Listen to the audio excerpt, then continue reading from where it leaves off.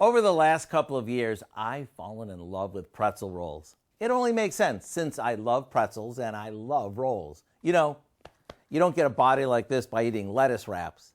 The problem is they're not always easy to find. So rather than searching for them or waiting until they happen to be back in stock, we came up with a shortcut way to make them that's super easy and amazingly good. We start by whacking a can of refrigerated biscuits on the counter. After separating them, we roll them into balls. Then we score the top of each ball with an X. You want to make sure you don't cut it too deep though. Now, we simmer these in a pot of boiling water that we've added some baking soda to. You see, simmering these in the boiling water will give our rolls a pretzel-like crust. Then we place them on a baking sheet with the X up. Brush them with a beaten egg and sprinkle on some salt. Once they're baked, what we end up with is the most incredible fresh-tasting roll ever. They're great as is or slathered with lots of butter.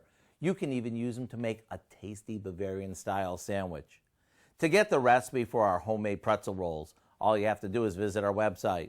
I know you'll be glad you did.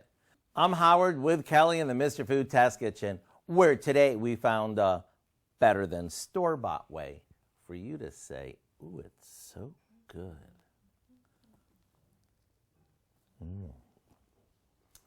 What are you having for lunch?